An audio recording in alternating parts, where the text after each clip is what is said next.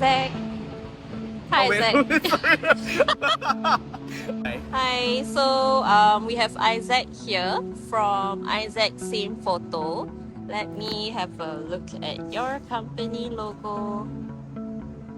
So Isaac, tell us exactly what do you do and what is behind this company logo? I'm a wedding photographer based in Vancouver, Canada. I've been doing that for about 5 years now. The reason why I made the logo was I just wanted. So I live in a province and country where there's a lot of nature, a lot of mountains, trees, and the ocean. And the cabin is actually like something that I wanted to build in the future. Be potentially where I retire in. I hired this graphic designer who's based in Australia now, and I told him my ideas and for like mountains and cabin, and then he drew that for me. But I guess like the whole idea of it all is just to just represent my business with where I live, which is in Vancouver, Canada. How do you get into this industry? How do you get started and why wedding photography? So initially, I didn't really like taking photos at all, nor did I like the ideas of weddings in general. But it was until maybe like 8 years ago where I worked for this photography studio that mostly deals with like graduation photos. One of my ex-leaders, he was in a wedding party of his friend's wedding, and he wanted someone to take photos of his friend's wedding. So he asked me to do wedding photography with him. But back at the time, I had no experience in wedding photography or wedding industry at all. And so from that wedding, which was like a 16-hour day, I just thought that wedding photography is an interesting field in the photography world. And then I just wanted to try it out, and I've been doing it for like 5 years now. What was the camera that you used for your first time? Yeah, so I bought my very first camera about, I want to say maybe like 15 plus years ago. So the first camera was a Canon. It's a Canon T3i. It's a very basic beginner's camera that came out like very, very long ago. What was the most memorable wedding photo shoot that you have been to? The most memorable one was it was a wedding that I guess it was the moment that I least expected it to happen. So there was this one wedding. I was preparing for family photos, and just getting everyone together and just together up together. And then the couple, they were just hanging out with the bride's grandma who had dementia.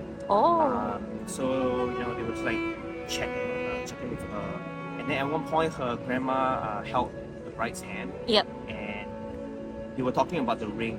And if I remember correctly, one of the rings that the bride was wearing belongs to her grandmother.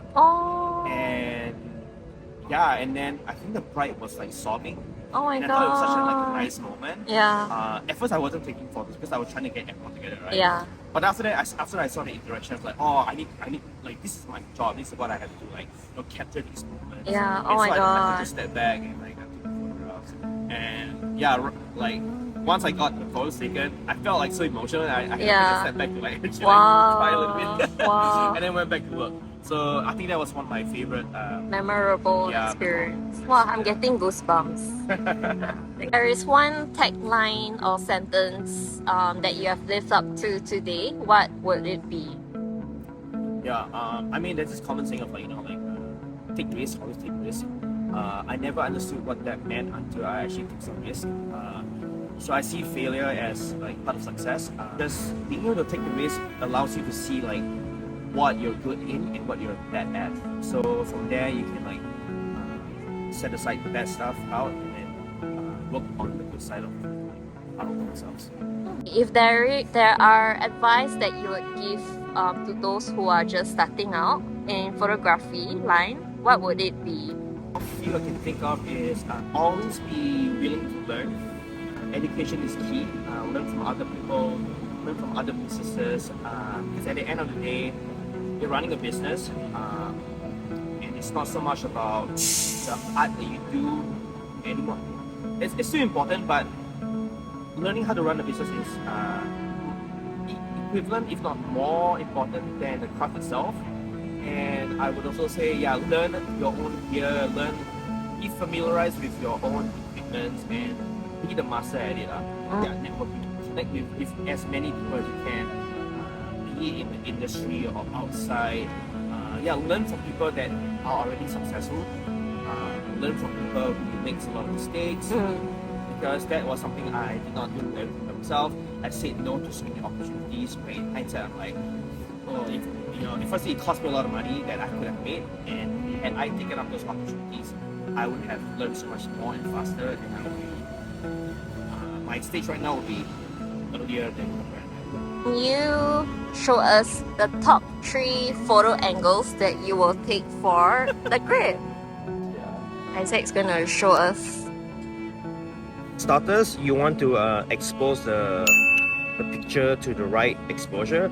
I would say it's better to underexpose than to overexpose, so that you're able to keep the details of the photo itself. Oh. The iPhone and the camera would have this like the line and grid system, check at like this points. Okay. Focus on the object. Yeah, or sometimes if you want to be minimalist, you just put it in the center. Okay. An extra step up is to create more depth. What that means is that, for example, if we turn over here, so the background itself is a depth, right? So the background is going to be blurred, and then the object is going to be in focus. Okay. So we can have something in the foreground, like let's say this is, and then the object is at the back. And so you have the blur in front and at the back of the object itself. Okay, that looks good. Yeah. Yeah. Thank you. Thank you. Oh, yeah. See you. Thanks for having me. Bye bye.